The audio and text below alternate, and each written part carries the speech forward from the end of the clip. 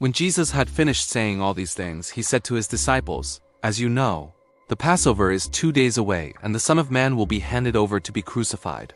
Then the chief priests and the elders of the people assembled in the palace of the high priest, whose name was Caiaphas, and they schemed to arrest Jesus secretly and kill him.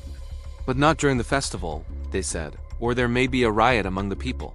While Jesus was in Bethany in the home of Simon the leper, a woman came to him with an alabaster jar of very expensive perfume, which she poured on his head as he was reclining at the table.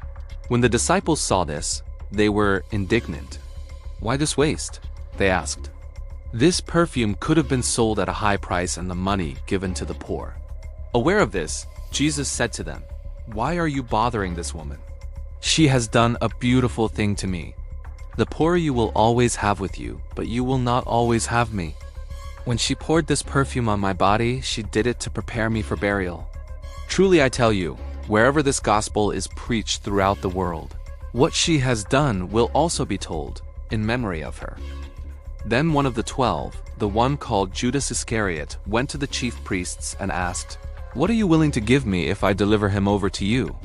So they counted out for him 30 pieces of silver. From then on, Judas watched for an opportunity to hand him over.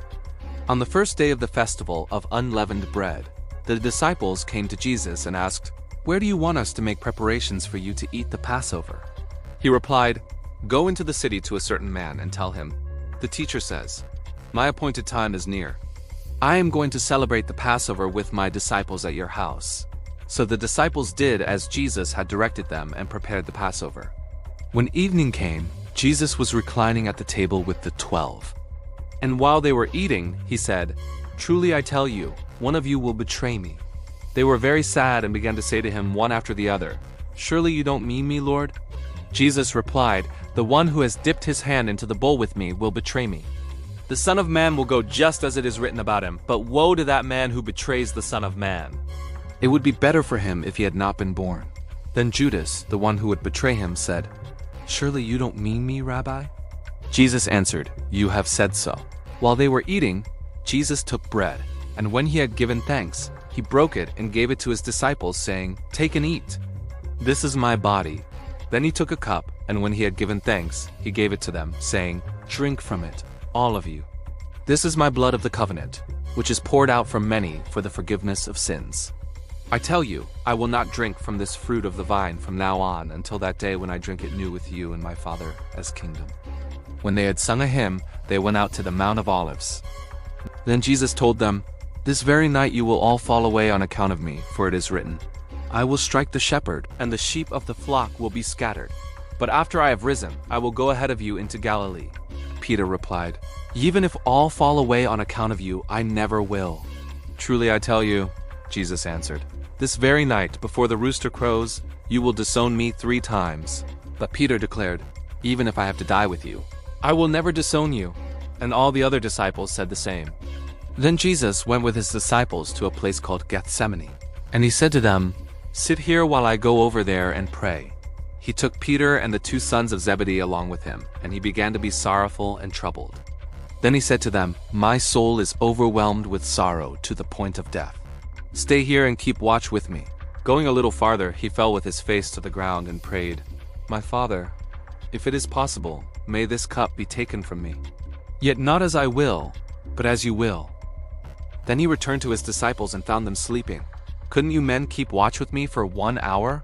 He asked Peter, "Watch and pray so that you will not fall into temptation. The spirit is willing, but the flesh is weak."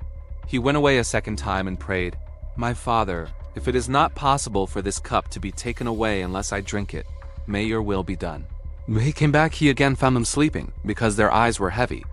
So he left them and went away once more and prayed the 3rd time, saying the same thing. Then he returned to the disciples and said to them, "Are you still sleeping and resting? Look, the hour has come, and the Son of Man is delivered into the hands of sinners. Rise, let us go. Here comes my betrayer." While he was still speaking, Judas, one of the 12, arrived. With him was a large crowd armed with swords and clubs, sent from the chief priests and the elders of the people. Now the betrayer had arranged a signal with them. "The one I kiss is the man. Arrest him." Going at once to Jesus, Judas said, "Greetings, Rabbi." and kissed him. Jesus replied, "Do what you came for, friend?" Then the men stepped forward, seized Jesus, and arrested him. With that, one of Jesus' companions reached for his sword, drew it out, and struck the servant of the high priest, cutting off his ear. "Put your sword back in its place," Jesus said to him, "for all who draw the sword will die by the sword. Do you think I cannot call on my Father, and he will at once put at my disposal more than 12 legions of angels? But how then would the scriptures be fulfilled that say it must happen in this way?"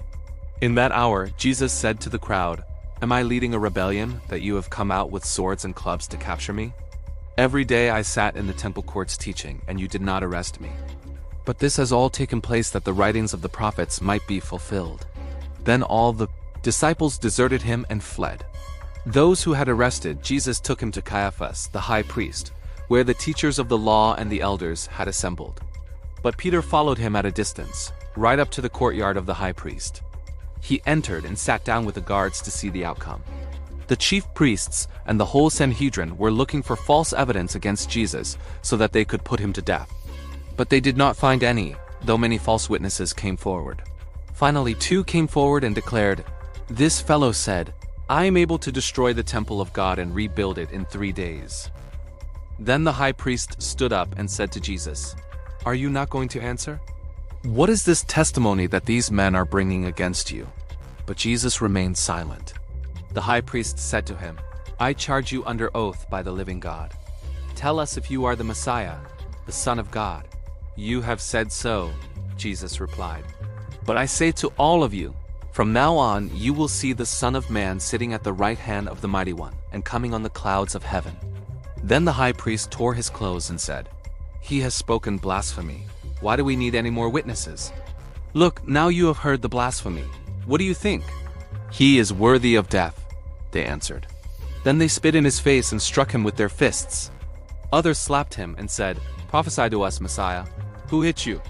Now Peter was sitting out in the courtyard, and a servant girl came to him. "You also were with Jesus of Galilee," she said. But he denied it before them all. "I don't know what you're talking about," he said. Then he went out to the gateway, where another servant girl saw him and said to the people there, "This fellow was with Jesus of Nazareth." He denied it again, with an oath, "I don't know the man." After a little while, those standing there went up to Peter and said, "Surely you are one of them. Your accent gives you away." Then he began to call down curses, and he swore to them, "I don't know the man." Immediately a rooster crowed. Then Peter remembered the word Jesus had spoken. "Before the rooster crows, you will disown me 3 times." And he went outside and wept bitterly.